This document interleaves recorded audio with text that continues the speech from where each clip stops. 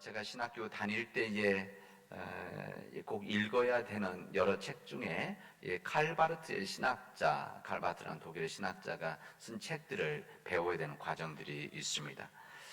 그만큼 중요한 신학자인데, 제가 신학자들 이야기를 거의 말 안 하는데 이분 제가 그냥 말해도 될 것 같습니다.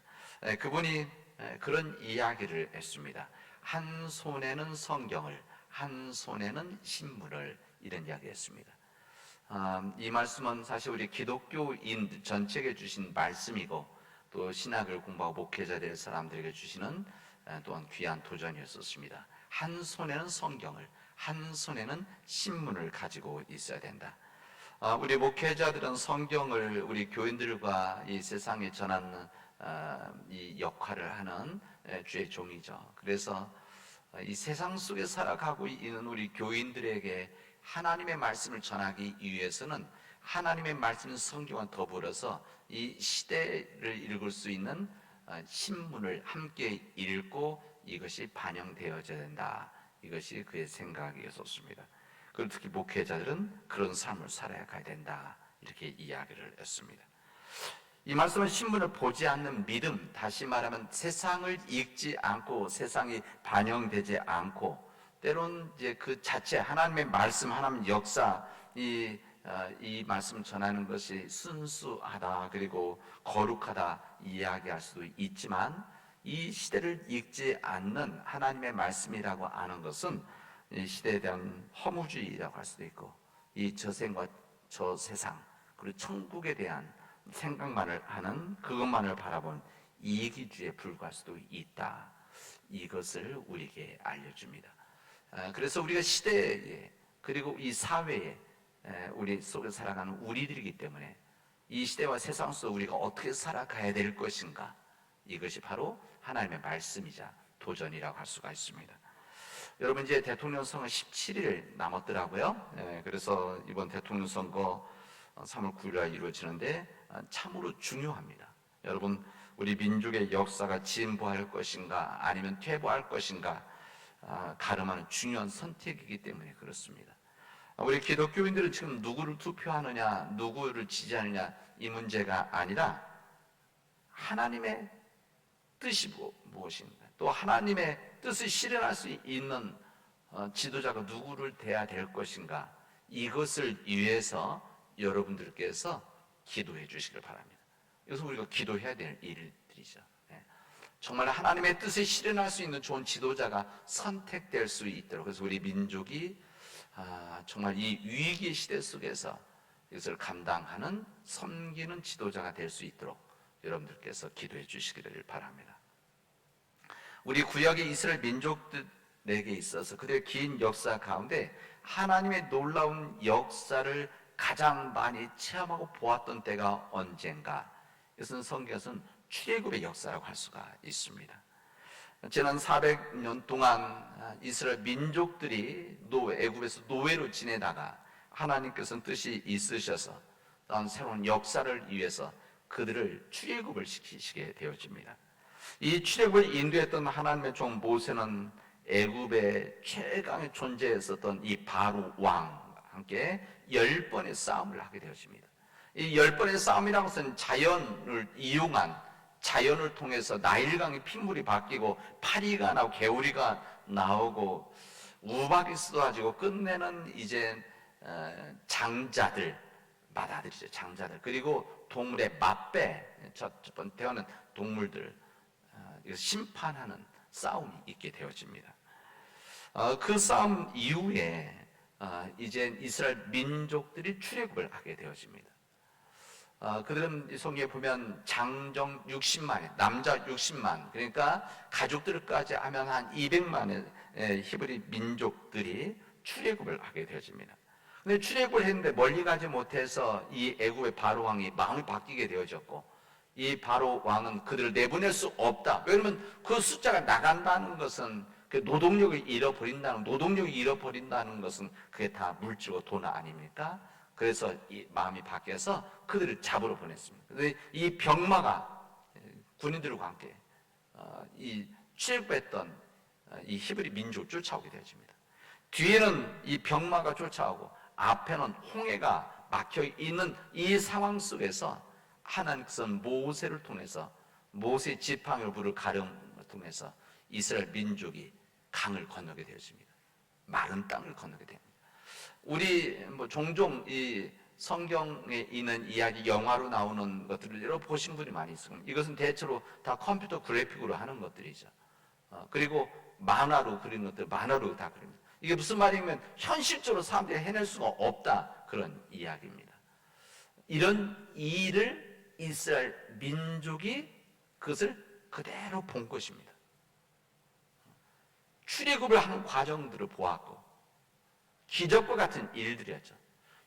애굽의 사람들은 이 장자들 10번째 이 싸움에서 이 장자들, 애굽에 있는 모든 장자들이 다 죽고 동네 맏배들이 다 죽었는데 히브리 민족의 장자들만은 하나님 말씀해 주신 대로 이 문설주에 피를 바르는 것을 통해서 그 집만 피해 지나치는 하나님 심판이, 이런 역사를 그들은 다 보았습니다. 그리고 홍해가 갈라치는 것을 보았고, 홍해 갈라서 지나간 다음에 그 안에 들어왔던 이 애굽의 군인들, 병마들이 다 휩쓸려 몰살당하는 것을 그들은 다 거기서 보았던 겁니다. 하나님의 역사가 거기서 끝난 것이 아닙니다. 그들이 걸어갔던 이 메마른 땅, 이 뜨거운 땅, 이곳에는 먹을 것이 없었던 땅입니다. 먹을 것이 없었던, 인간의 힘을 그 어떤 것도 얻을 수 없는 그 땅을 걸어가는데, 여기 하나님께서 그들이 굶지 않도록 만나와 메추라기로 허락해 주십니다. 하늘에서 그들에게 허락해 주신 하나님의 은총이었습니다. 또 중동 지역은 물이 없는 지역 아닙니까? 지난번 우리 양장로님 말씀하시는데 이 사막 지역 우리 장로님 경험 있으시니까 거기는 1, 20m, 100m 안 되고 1000m, 2000m 밑에서 물을 끌어올려야 된다. 이 정도로 메마른 땅입니다. 마실 수 없는 이 상황 속에서 하나님께서는 바위를 쳐서 물을 마시게 하셨고, 지역 가는 데마다 샘물을 주셔서 그들이 그 40년 동안 목이 말라서 죽는 일은 없었습니다. 배가 고파서 굶어서 죽는 일은 없었습니다. 성경에 이런 하나님의 역사를 출애굽해서부터 그들의 약속 땅까지 가는 과정을 뭐라고 표현을 하는가 하면, 낮에는 구름 기둥으로, 밤에는 불 기둥으로 그들을 지키시고 인도하셨다라고 고백을 합니다. 실제 그들이 가는 이 출애굽하는 과정에서 이 구름으로 이 뜨거운 이 햇빛을 막아주셨고, 또 밤에는 불기둥을 밝혀주시고 춥지 않게 지켜주시고, 이 불기둥이 또 이 구름 기둥이 이동하는 것을 보고 이스라엘 민족이 이제 따라서 순종하게 되었습니다. 이스라엘 전 역사, 다시 말하면 아브라함 시대 때부터, 그리고 그들이 애굽으로 가는 시대, 그리고 그들 400년을 보내고 출애굽하는 그들의 역사, 그리고 가나안 땅에 들어가서 싸움을 해서 그들의 땅을 차지해나가는 모든 그들의 역사가 선 기록되어져 있습니다. 그리고 이 사사 시대가 있고 사사들이 나와서 그들을 지키고 보호했고, 그 다음에 그들의 왕들이 세워집니다. 사울왕, 다윗왕을 통해서 왕정이 시작되어지는, 그리고 이젠 BC 587년, 538년 이 한 40여 년 동안에 BC죠. 그러니까 지금부터 2500년 전 이상, 이때 바벨론의 전쟁에 져서 그들이 바벨론 포로를 끌려가 40년 동안 그것을 보내게 되어집니다. 그리고 다시 돌아오죠. 그리고 그 이후에는 로마 제국이 이 전 지역을 다 패권을 차지함으로 인해서 이스라엘 땅, 유대 땅마저도 이제 로마 제국하에 있게 됩니다. 그게 바로 예수님 시대까지 역사입니다. 이런 이스라엘 모든 역사 가운데 하나님의 가장 놀라운 역사를 직접 사람들이 보았던 때가 언제냐? 가장 체험했던 때가 언제냐? 가장 많은 은혜를 받았던 때가 언제냐? 바로 출애굽의 때였었습니다. 여러분 한번 생각해 보시오. 그런 하나님의 은혜를 체험했다고 한다면, 하나님의 놀라운 역사, 기적, 우리 인간의 눈으로 보면 기적이죠. 하나님의 역사를 보면 당연한 일이지만, 이런 역사를 보고 기적을 보고 하나님의 은혜를 받고 매일매일 떨어지는 이 만나 메추라기, 아마 만나 메추라기가 떨어지는 것을 보고 나서 사람들 처음엔 너무너무 신기하기도 하고 감격하기도 하고 감사했었을 것입니다. 그래서 40년 동안 이렇게 되어지니까 이들이 무뎌진 것이죠. 무뎌졌을 것입니다. 그냥 의에 떨어지는 것을 알았던 것이죠. 이런 하나님의 은혜를 받았다고 한다면 그러면 어떻게 됩니까? 하나님에 대한 철저한 신뢰가 있고 하나님 말씀에 순종함이 있어야 되는 거 아닙니까? 우리도 인간들 그런 거 아닙니까? 우리도 우리 인간 삶에서 내가 어려운 때 도와주는 사람들, 어려운 때 함께 해줬던 사람들, 유래되던 사람을 내 마음속에 남고 이 사람들을 더 잘해주는 거 아닙니까? 우리 인간의 마음에서는. 근데 이스라엘 민족들은 그러하지 않았었습니다. 이스라엘 전 역사에 가장 큰 하나님의 놀라운 역사와 기적을 보았음에도 불구하고 그들은 끊임없이 눈을 돌려서 우상 숭배하고 하나님의 말씀을 순종하지 않고 하나님을 시험하는 그런 일들이 그들에게는 진행됐던 것입니다. 어쨌든 우리 그런 상황 속에서 하나님께서는 이 히브리 민족을 통해서 하나님 역사를 이루시려고 하셨기 때문에 그들 가운데서 그래도 그런 가운데서 하나님을 믿는 자들, 하나님 말씀을 순종하는 자들, 이 사실은 아주 작은 숫자, 소수였었습니다. 이들이 하나님의 믿음을 지키고 이들의 신앙의 전통을 지키고 이 신앙을 전했습니다. 이들을 성경은 뭐라고 표현하는가 하면은 일반적으로는 소수긴 소수인데 창조적인 소수다. 크리에이티브 마이너리티. 창조 소수. 이 창조 소수가 바로 하나님의 역사를 지키고 전했다고 이렇게 이야기를 합니다. 그럼 우리는 여기에서 질문을 해야 됩니다. 오늘 이 새 본문의 말씀이 여기에 연관되어 있습니다. 우리는 무슨 질문을 했냐면 어떻게 이렇게 풍성한 은혜가 있었음에도 불구하고 다른 시대와 비교할 수 없을 만큼의 큰 은혜를 받았음에도 불구하고 끊임없이 눈을 돌리고 우상을 찾고 쾌락을 찾아서 다른 길을 걸었을까? 이것을 질문하게 되어집니다. 왜 하나님께서 출애굽했던 이 세대들, 모든 세대를 가나안 땅에 들어가도록 하지 않으시고 왜 그런가 하면은 이 이스라엘까지, 그러니까 애굽에서 이스라엘까지 가는 그 길, 그냥 바닷가 쪽, 지금은 지중해죠. 이 바닷가 쪽 길을 통해서 가면은 10일 정도, 2주간이면 걸어갈 수 있는 거리입니다. 근데 그 거리를 40년을 걸려서 걸어가게 하셨던 하나님의 뜻은 왜 그랬을까? 뿐만 아니라 그들이 그 기성세대가 다 죽었을 때 새로운 세대가 그 가나안 땅에 들어가게 했었을까? 모세마저도 가나안 땅에 들어가기 직전에 누워서 죽지 않습니까? 그들과 기성세대가 죽고 새로운 세대가 들어가게 했었을까? 우리는 질문을 하게 되어집니다. 여기에 대한 우리의 답을 오늘 우리들이 읽지는 않지만 우리의 오늘 해당된 고린도전서의 말씀에 우리에게 사도 바울이 해답을 줍니다. 뭐라고 이야기하냐면 그들 절대 다수가 하나님의 기쁨에 들지 못한 까닭이다라고 대답을 합니다. 그들이 왜 하나님의 귀한 은혜와 은총이 있고 하나님 은혜를 받았던 사람들인데 왜 그들이 하나님의 땅에 들어가지 못했을까? 그것은 하나님의 은혜가 있었음에도 불구하고 그들이 하나님의 기쁨에 합당하지 못한 삶을 살았기 때문이다. 하나님의 기쁨에 들지 못했기 때문에 그들은 가나안 땅에 들어가지도 못하고 하나님 심판을 받았다. 이렇게 이야기하고 있습니다. 하나님의 은혜를 믿음으로 받아들이지 못하고 온전히 받아들이지 못하고 광야에서의 신앙 훈련을 온전히 감당하지 못했던, 그래서 갖가지 이 욕심, 탐욕, 쾌락이라는 유혹에 흔들렸던, 넘어졌던, 그래서 따라갔던 사람들의 결과라는 것입니다. 사도 바울은 이 고린도전서에서 이 이스라엘 민족들이 이 출애굽의 과정에서, 다시 말하면 하나님의 은혜가 있었던, 하나님 은총이 있었던 그때 했던 그들의 일들, 특히 그들의 죄악을 구체적인 이야기를 하게 됩니다. 이 무슨 이야기를 하는가 하면 그들이 애굽에서 나와서부터 이 출애굽하는 과정에서 끊임없이 우상을 섬겼다는 겁니다. 우상. 여러분, 우상이라고 하는 것은 인간의 탐욕이 그대로 드러난 것들입니다.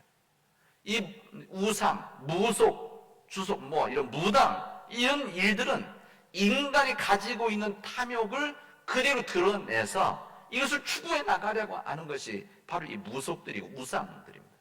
이것은 성경은 철저하게 배제하죠. 이래서는 안 된다. 왜? 인간의 탐욕, 욕심이 그대로 드러내고 있기 때문에 그런 겁니다. 그들은 애굽에서 섬겼던 우상들, 그 다음에 이 광야의 길을 걸어가면서 거기서 현지에서 만나는 이 우상들 뿐만 아니라 그들이 곳곳에서 자기 욕심을 투영시켰었던 이 우상도 섬겼다는 이 죄들을 구체를 이야기합니다. 그들이 누구인가? 바로 하나님의 놀라운 역사를 곁에서 보았던 사람들. 하나님 놀라운 역사 가운데 하나님의 은혜를 구체적으로 체험했던 사람들, 바로 그런 사람들이었다는 겁니다.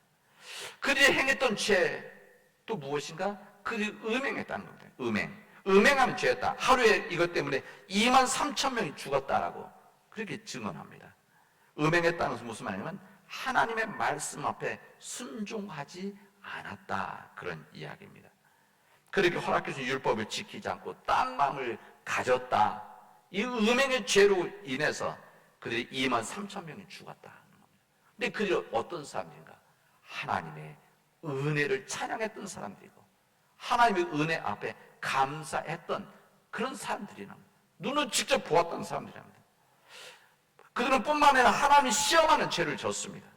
하나님의 역사를 그들은 곁에서 보았고 하나님의 역사 가운데 놀라운 일들을 직접 받았던 사람들 아닙니까? 그럼에도 불구하고 끊임없이 하나님을 시험하는 일들이 그들에게 있었다는 겁니다. 그들 가운데 하나님 원망하는 사람들이 많았습니다.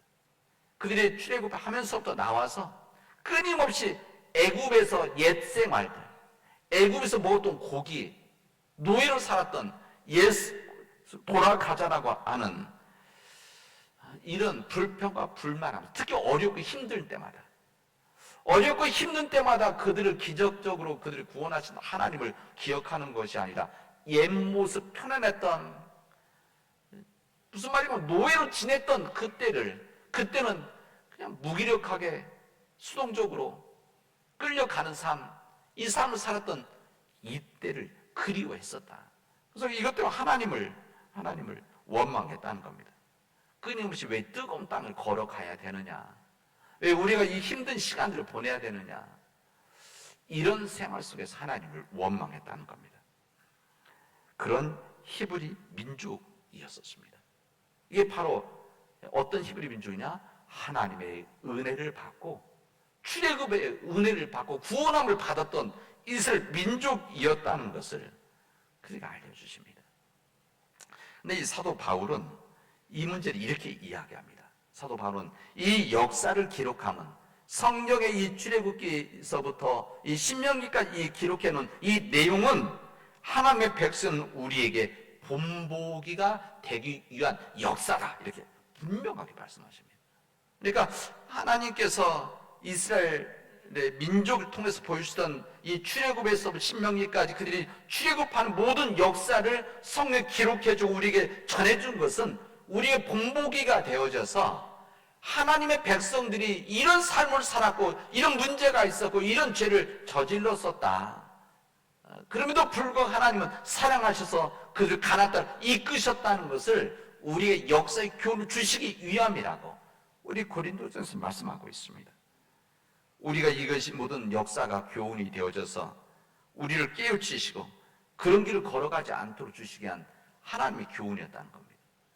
이게 무슨 교훈입니까? 오늘 나온 내용이, 전체 내용이 이런 이야기. 하나님을 안다고 해서, 하나님의 은혜를 받았다고 해서, 체험했다고 해서, 하나님 놀라운 기적의 역사를 눈으로 직접 보았다고 해서 우리가 온전한 믿음의 길을 걸어가는 것은 아니다. 하나님 백성으로 그렇게 살아가는 것은 절대 아니라는 것을 우리에게 말씀해 줍니다. 가장 큰 은혜를 받고 체험했던 이스라엘 출애굽의 히브리 민족을 보아라. 그들이 그런 은혜를 받았음에도 불구하고 자꾸 딴 길을 걸어가지 않았느냐. 왜 하나님 섬기지 않았다, 이런 이야기입니다. 하나님의 은혜에 감격하고 찬송하고 감사하면서 체험했다고 하더라도 이 사단의 영들은 악한 영들 끊임없이 사람들 흔들어 놓고 이것을 믿음으로 지키지 않으면, 강해지지 않으면 이스라엘 민족처럼 끊임없이 다른 길을 걸어가는 악한 길을 걸어갈 수밖에 없다. 이것을 말씀하시는 겁니다. 여러분, 이 말씀은 지금 당장 우리에게 주신 말씀 아닙니까? 우리는 믿음 안에서 살아가면서, 태어나면서 또 아니면 우리 주님을 영접했을 때 지금까지 살아오면서 하나님의 은혜를 정말 여러 모양을 받았던 사람 아닙니까? 저도 그렇고 여러분도 그렇고, 또 하나님의 은혜로 체험도 하고 하나님의 역사를 보기도 하고, 그리고 그런 때마다 감사하고, 이런 삶을 살아왔는데, 우리가 이스라엘 민족, 이 히브리 민족의 창조 소수처럼 온전히 하나님만을 의지하고 신뢰하고 그 믿음의 길을 걸어왔느냐, 아니면 끊임없이 하나님의 은혜 속에 있으면서도 하나님의 역사를 보았으면 불구하고 끊임없이 눈을 돌려서 우상 숭배하고 음행하고 원망하고 또 하나님 시험하는 일을 하면서 살아왔느냐, 이것을 우리에게 질문하고 있습니다. 이 신명기서가 끝나고 나서 그 다음에 첫 번째 장이 여호수아인데, 여호수아 오늘 1장의 말씀은 오늘 우리 읽은 말씀입니다. 이 새로운 가나안 땅에 들어가려고 하는 이 여호수아에게, 그리고 이스라엘 민족들에게 하나님은 말씀을 주셨습니다. 너희들은 강하고 담대하라. 나 좀 모세가 내게 명령 그 율법을 다 지켜 행해서 우루나 좌루나 치우치지 말고 오직 하나님 말씀대로 행하라. 강하고 담대하라. 두려워하지 말아라. 놀라지 마라. 내가 너와 함께 하느니라. 이 말씀 해주셨습니다. 저는 이 말씀 너무 귀하게 여기고 은혜 받는 여러분도 마찬가지 아닙니까? 우리 시대 속에서 지금 해야 될 말씀, 우리에게 주신 말씀입니다. 우리가 지금 새로운 시대를 시작하는 우리들에게 주신 정말 귀한 말씀으로 저는 말씀 준비하면서 느꼈습니다. 아, 우리가 지금 이제 더욱더 강해지고 담대해지고 하나님께서 함께 하신다라는 믿음을 가지고 우리 나가야 된다다. 근데 제가 이번 설교를 준비하면서 내가 지금까지 목회자로서 설교를 준비하고 가르치면서 한 번도 생각해 보지 못했던 한 부분을 제가 생각을 했습니다. 주님의 뜻이죠. 아, 이 말씀은 새로운 지금 시작하는 이스라엘 민족이 주신 말씀인데 왜 이 말씀을 주셨을까? 그것은 이들이 출애굽의 과정에서 이렇게 살지 않았다는 겁니다. 주님께서 말씀하신 강하고 담대해라, 놀라지 마라, 내가 너와 함께 합니다, 내가 절대 너를 버리지 않겠다, 이 말씀이, 이 뜻이 그냥 출애굽 마지막에서 하신 말씀이 아니라 원래 이 민족에게, 그리고 특히 출애굽을 하는 이스라엘 민족 주셨던 말씀인데 이것을 받아들이지 않았다는 겁니다. 그러니까 이들이 하나님의 은혜 가운데 있고 하나님의 은혜를 체험하고 하나님의 기적을 보았던 사람들인데, 정말 그렇다고 한다면 우리들은 믿음의 길만 걸어갈 것 같아. 그렇지 않은 삶을 살았던, 우리가 체험했듯이, 우리가 잘못했듯이 이런 삶을 살았던 이스라엘 민족이기 때문에 오히려 이들이 이 말씀을 들어야 됐다는 거죠. 이 말씀이 그들 안에서 이루어져야 됐다는 거예요. 오히려 힘들고 어려울 때 이 말씀이 아니라 오히려 그들이 은혜 속에 있고 은혜 속에 있고 안전한 삶을 살아가고 있는 그들에게 오히려 이렇게 풍요로운 삶과 은혜의 삶을 살아갈 때 더 힘들기 때문에, 더 어렵기 때문에 강하고 담대해져야 된다. 우리가 힘들고 어렵고 가난할 때 주님을 온전히 믿고 의지하고 살았는데 이것이 우리 생활이 좋아지고 경제적으로 좋아지고 모든 것을 누리면서 하나님을 잊어버리고 놓쳐버리는 게 얼마나 많이 있습니까? 우리 20년, 30년, 40년 전 우리 역사에도 힘들고 어려운 때, 우리 교회도 마찬가지, 힘들고 어려운 때 얼마나 열심과 열정을 가지고 하나님께 예배드리고 하나님께 매달리고 기도했었습니까? 그런 열정과 열심이 지금 우리들에게 남아 있습니까? 우리 한국교회 그 정말 간절한 열정이 남아 있습니까? 그런 이야기를 하시는 것이죠. 우리들이 오히려 가지고 있을 때, 누리고 있을 때 안심하고 있을 때 오히려 일어섰다고 생각하면 넘어질까 조심해라. 이것이 오늘 고린도서의 말씀입니다. 우리들이 힘들고 어려운 일들이 있지만 하나님께서는 시험 당할지라 피할 길을 내시는 하나님이시다. 우리가 감당치 못할 시험 주지 않으신다. 그러하기 때문에 우리가 더욱더 강하고 담대해져야 된다. 그리고 놀라지 말라라. 그리고 하나님 함께 하실 때 어디로 가든지 어떤 상황이든지 함께 하신다.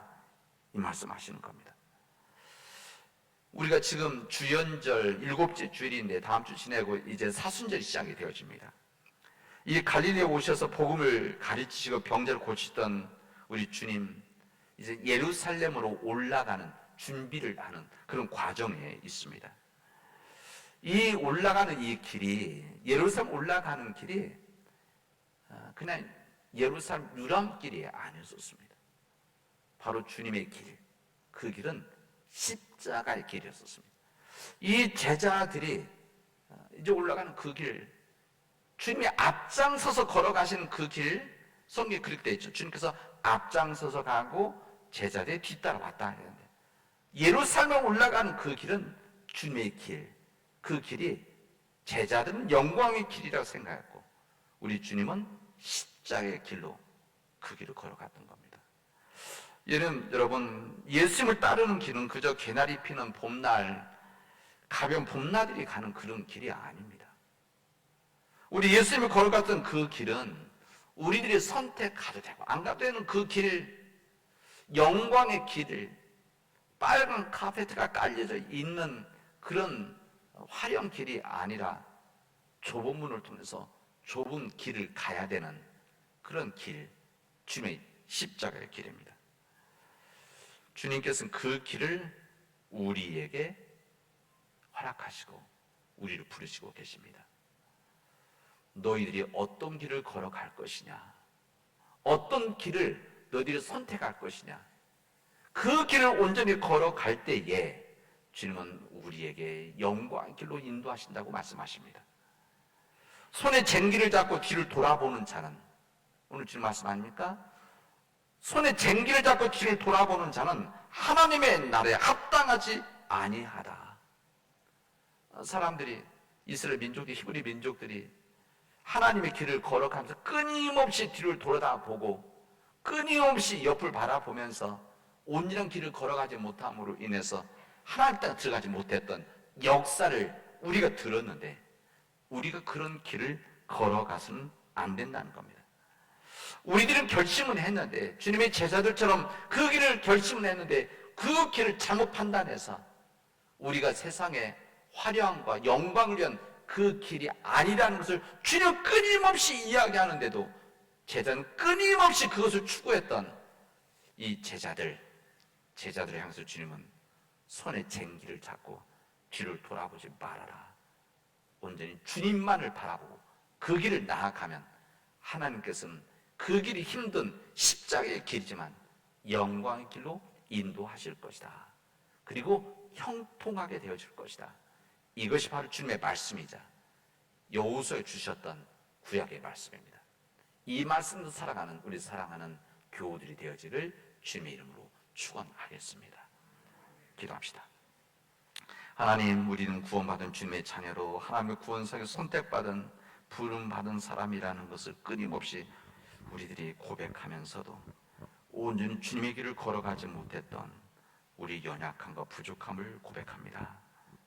쟁기를 잡고 미련을 버리지 못해서 끊임없이 뒤를 돌아보았던 우리들, 하나님, 우리를 불쌍히 여겨주셔서 끊임없이 흔들렸던 유혹받던 우리들을 주님 불쌍히 여겨주시고 자비를 주셔서 이제 온전히 주님만을 바라보고 나가는, 그래서 그 십자가를 넘어 부활의 영광에 참여하는 믿음의 백성들이 되어지도록 인도하여 주시옵소서.